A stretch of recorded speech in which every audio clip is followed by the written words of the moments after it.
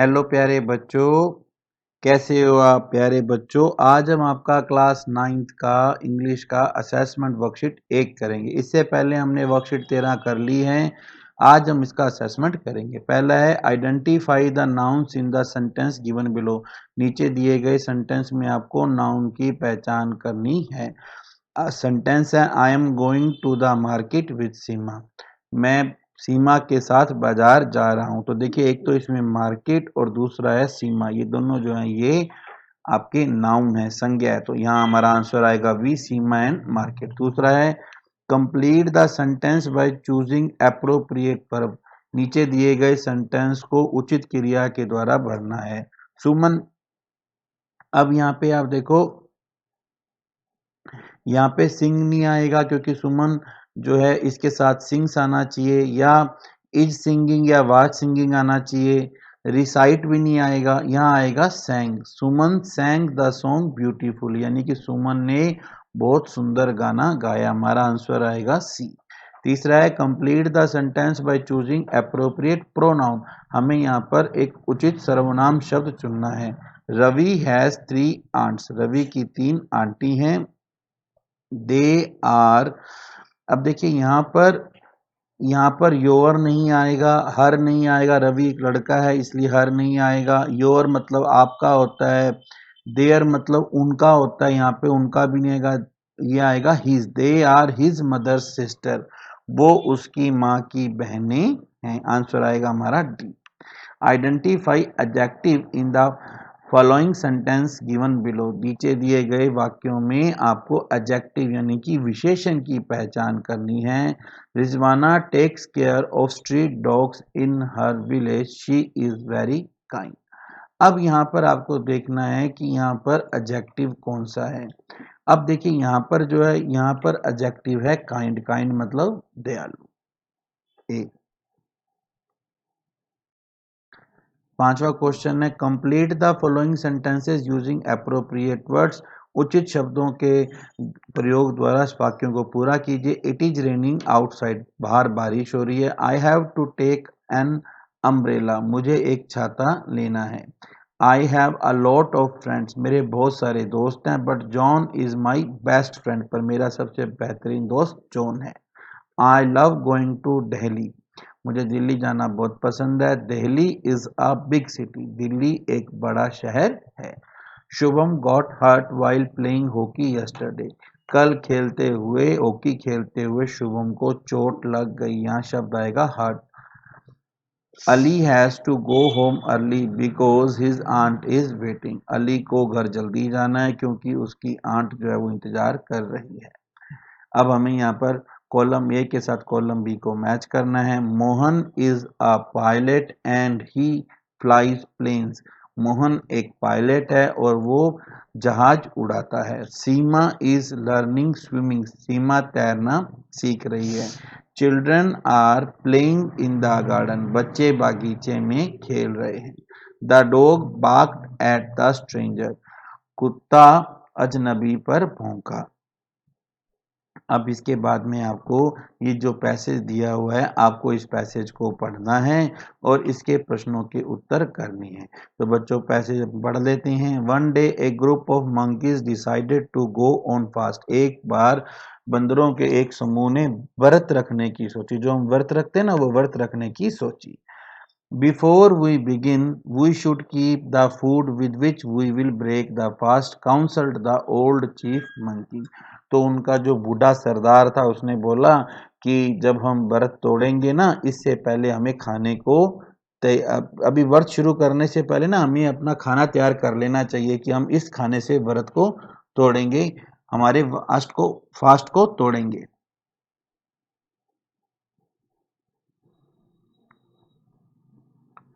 Other monkey nodded in agreement, बाकी बंदरों ने इस बात के साथ सहमति दी, ठीक है।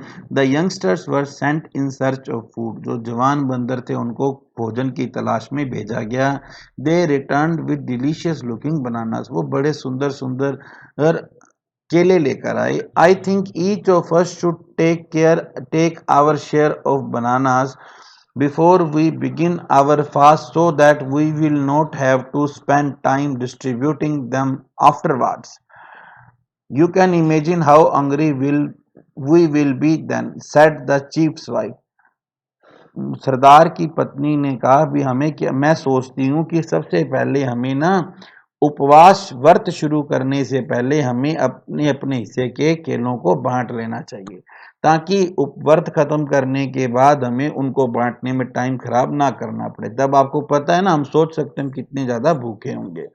The monkeys liked the idea and did so. अब बंदरों को ये बात पसंद है और उन्होंने ऐसे ही किया। Why don't we peel the bananas and keep them ready to eat, said a young one. तो एक छोटा बंदर ये बोला कि क्यों ना हम केलों को छील लें और उन्हें खाने के लिए एकदम तैयार ही रखें। Yes, let's do that, shouted a fat monkey in agreement. एक मोटा बंदर बड़े जोश में बोला, हाँ हाँ ऐसा ही करो।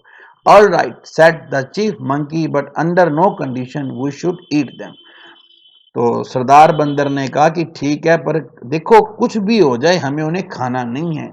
सो the monkeys peeled their bananas and kept them carefully for the evening. इसलिए बंदरों ने अपने केले छीलकर उन्हें बड़े ध्यान से शाम के लिए रख दिया। अभी शाम को हमारा व्रत खत्म होगा, हम शाम तक व्रत रखेंगे, उपवास रखेंगे, फिर हम केले छील कर रख लेते, फटाफट खा लेंगे।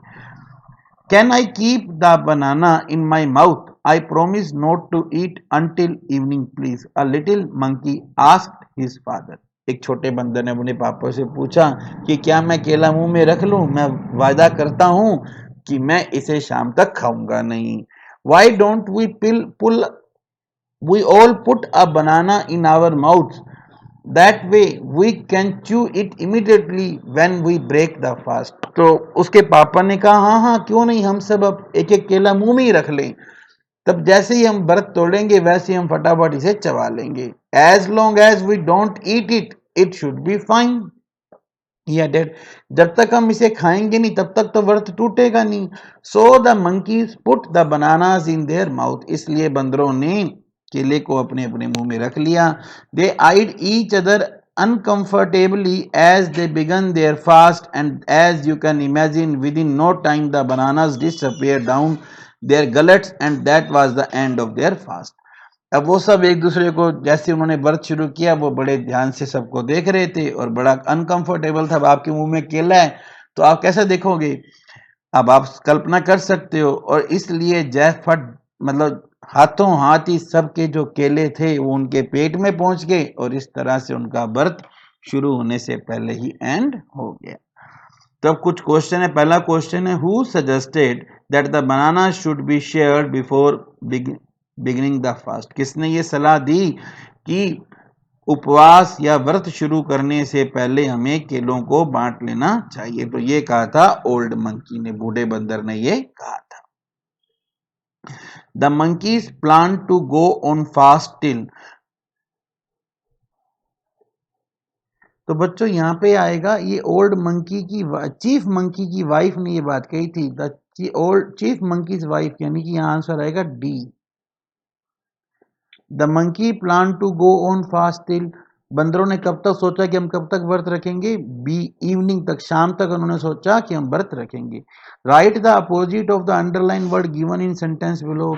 यहाँ पे शब्द दिया है the bananas disappear down their gullets. Disappear का मतलब होता है गायब होना। आपको गायब का उल्टा बताना है तो गायब का उल्टा होता है अपीयर, प्रकट होना। Make a sentence using the word hungry. आपको हंग्री शब्द का प्रयोग करते एक सेंटेंस बनाना है। The monkeys were so hungry that they could eat all bananas. बंदर इतने भूखे थे कि वो सारे केले खा सकते थे। Write down your thoughts on what led to the end of monkeys fast. आप अपने शब्दों में बताओ कि बंदरों का जो व्रत था, उपवास था, वो क्यों खत्म हो गया। तो देखो बच्चों, the monkeys peeled the bananas and put them in their mouth. बंदरों ने केलों को छील कर जो केले का जो छिला हुआ भाग था वो अपने मुंह में रख लिया। That led to the end of the monkeys fast, जिसके कारण बंदरों का जो व्रत था वो खत्म हो गया। तो इस तरह से प्यारे बच्चों, आज जो हमने ये वर्कशीट है वो कंप्लीट की है और इससे पहले हम 13 वर्कशीट कर चुके हैं। आज हमने जो ये असाइनमेंट किया है वो कंप्लीट होता है। अगर आपको मेरा ये वीडियो अच्छा लगा हो, इसे लाइक एंड शेयर करना और कोई प्रॉब्लम आए हमारा टेलीग्राम चैनल लर्न विद भारतोड़ा ज्वाइन करना। Thank you, have a good day.